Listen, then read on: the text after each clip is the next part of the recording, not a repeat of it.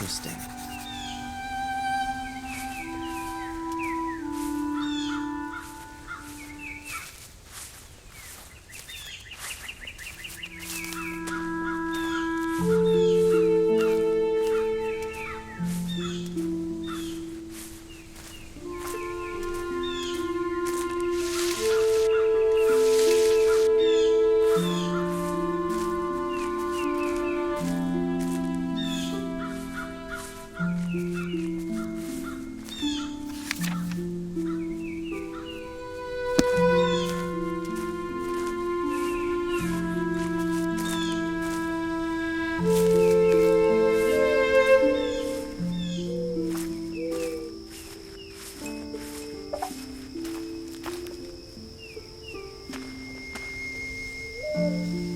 Wishing to earn $10 or $12 by some honest and agreeable method, in order to meet my unusual expenses, I planted about 2 acres and a half of light and sandy soil, chiefly with beans.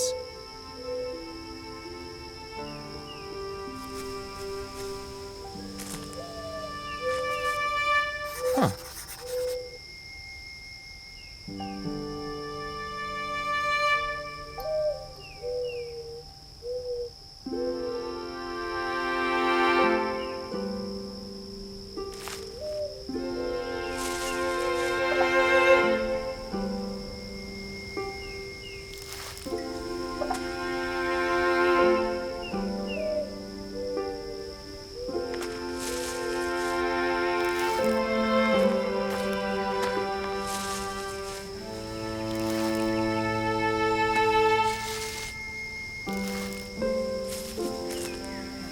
In the course of the summer, it appeared by the arrowheads which I turned up in hoeing, that an extinct nation had anciently dwelt here.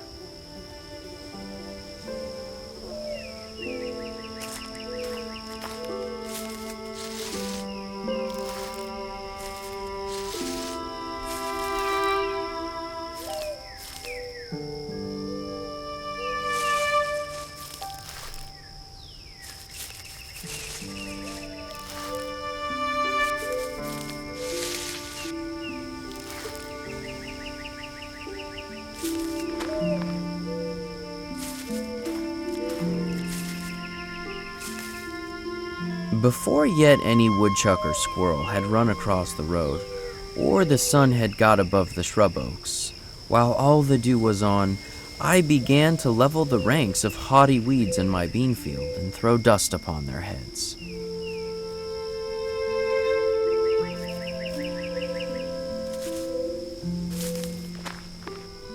Near at hand, upon the topmost spray of a birch, sings the brown thrasher, or red mavis, as some love to call him, all the morning, glad of your society, that would find out another farmer's field if yours were not here. While you are planting the seed, he cries, drop it, cover it up, pull it up, pull it up, pull it up.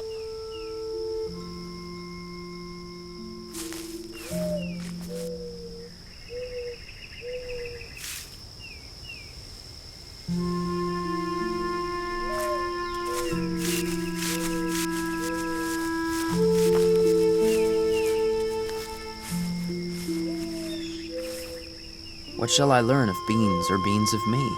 I cherish them, I hoe them, early and late I have an eye to them, and this is my day's work.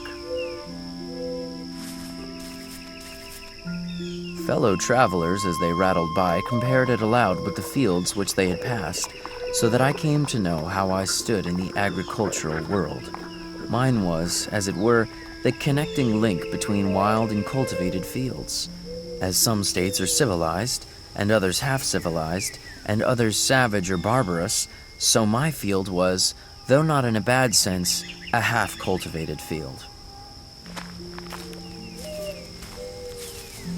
As I drew a still fresher soil about the rows with my hoe, I disturbed the ashes of unchronicled nations who in primeval years lived under these heavens, and their small implements of war and hunting were brought to the light of this modern day.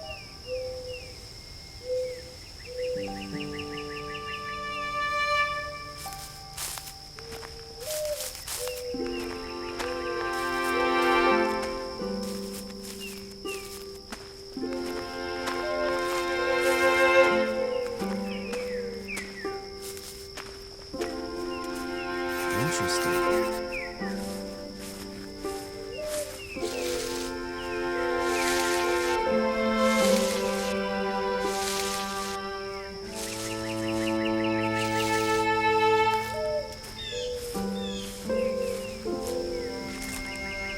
When I wrote the following pages, or rather the bulk of them, I lived alone in the woods, a mile from any neighbor, in a house which I had built myself, on the shore of Walden Pond, in Concord, Massachusetts, and earned my living by the labor of my hands only.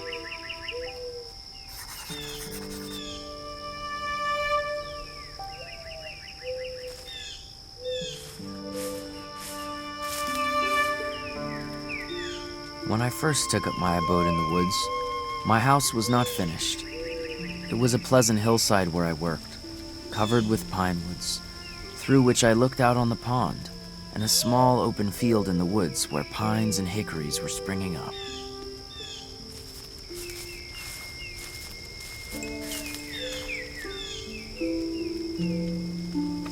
August, 1845. Dear Henry, don't forget that we care for you and miss you at home. Should you visit, I have left a surprise for you on the game table, as I know you love a good challenge. Stay safe and healthy. Your sister, Sophia.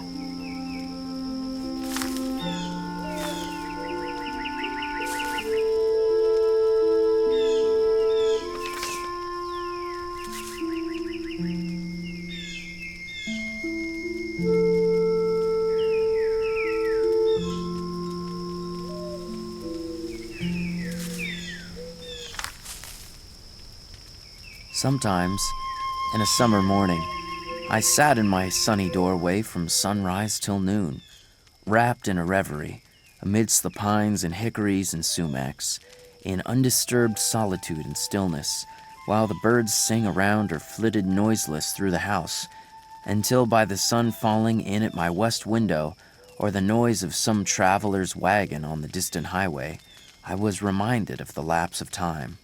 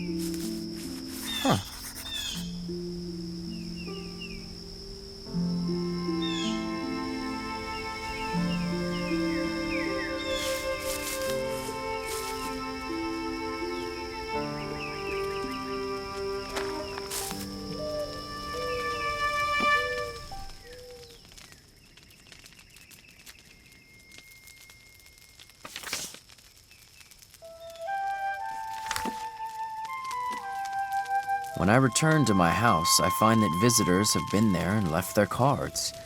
Either a bunch of flowers, or a wreath of evergreen, or a name in pencil on a yellow walnut leaf, or a chip.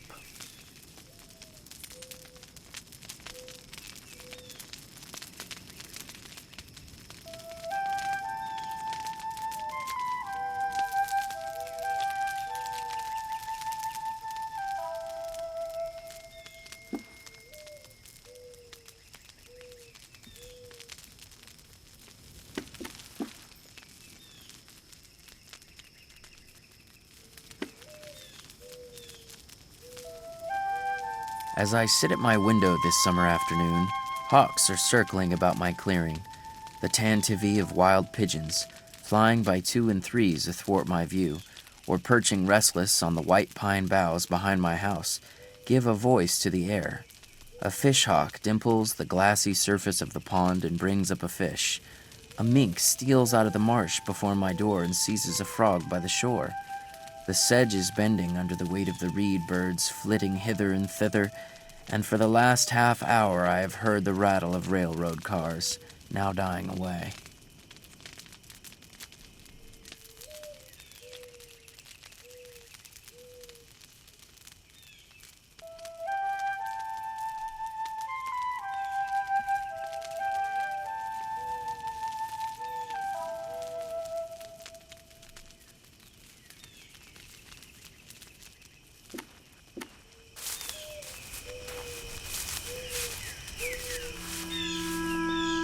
My house was on the side of a hill, immediately on the edge of the larger wood, in the midst of a young forest of pitch pines and hickories, and half a dozen rods from the pond, to which a narrow footpath led down the hill.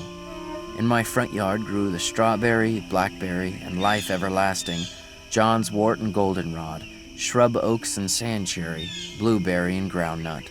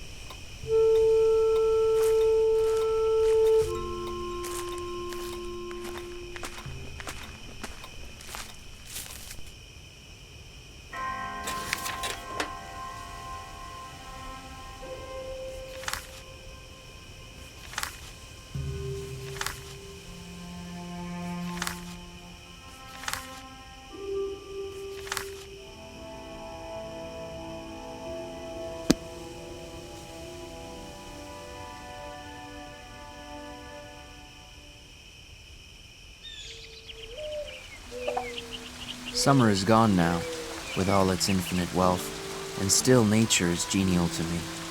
Though I no longer pluck so many berries on the hill, still I behold the same inaccessible beauty around me.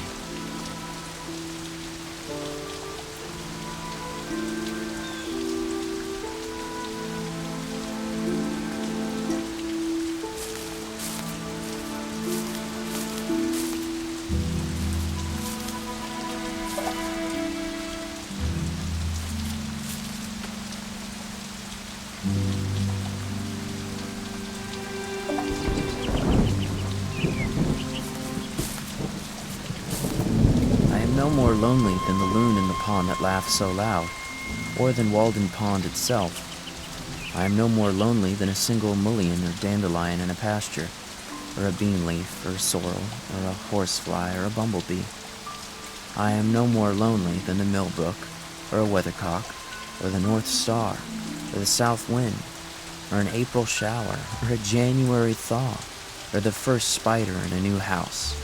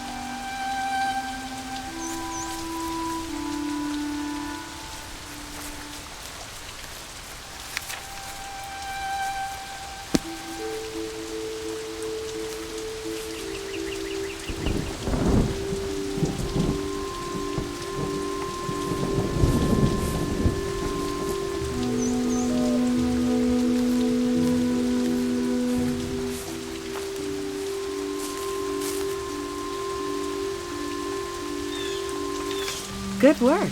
Keep going. Standing tall at the rim of the sky, like my namesake's transparent eye, I have the clearest view of all we know, far from toil of the field and the hoe. S.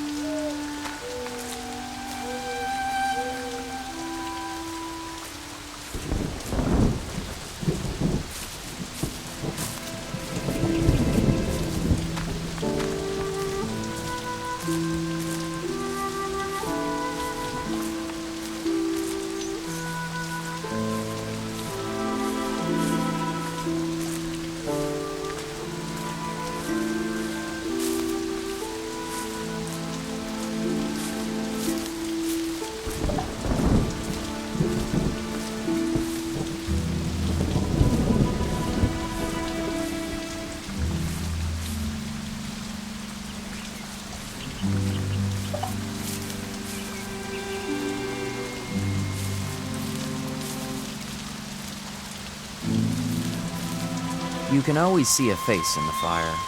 The laborer, looking into it at evening, purifies his thoughts of the dross and earthiness which they have accumulated during the day.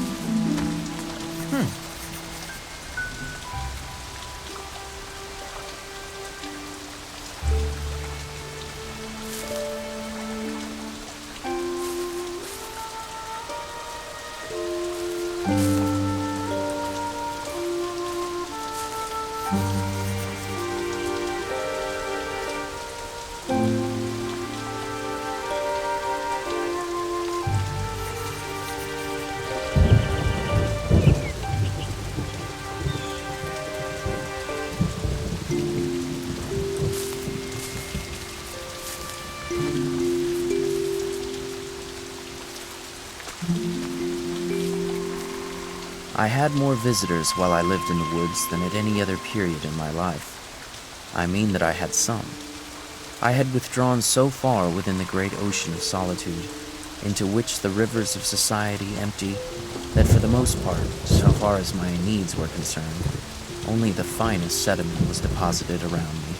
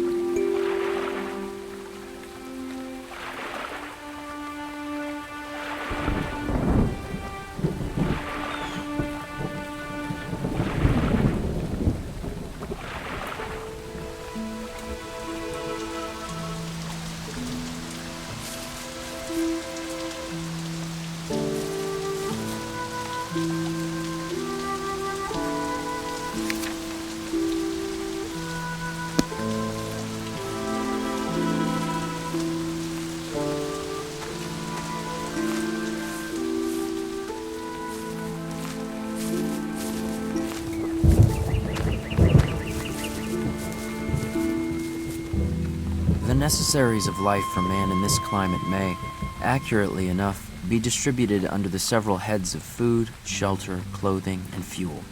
For not till we have secured these are we prepared to entertain the true problems of life with freedom and a prospect of success.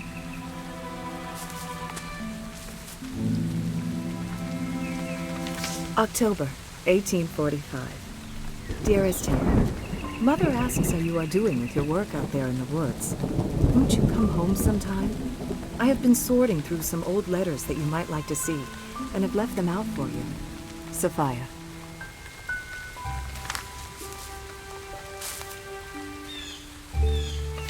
Dear Henry, it seems like Concord is growing so rapidly these days. I see in the post office that there is much surveying work to be had for someone like yourself, who knows the land and loves to walk its every vista.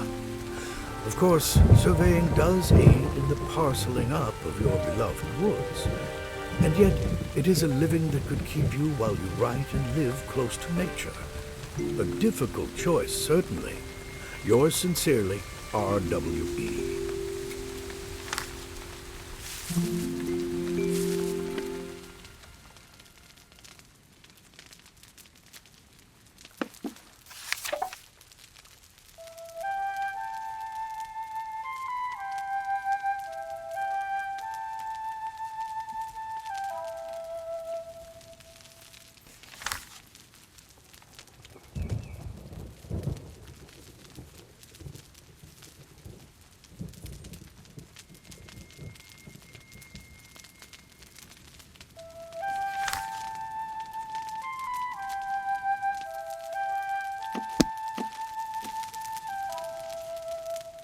Before we can adorn our houses with beautiful objects, the walls must be stripped, and our lives must be stripped, and beautiful housekeeping and beautiful living be laid for a foundation.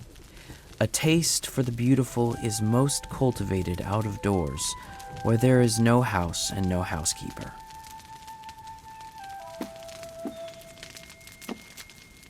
No man ever stood the lower in my estimation for having a patch in his clothes. Yet I am sure that there is greater anxiety commonly to have fashionable, or at least clean and unpatched clothes than to have a sound conscience. We know but few men, a great many coats and breeches.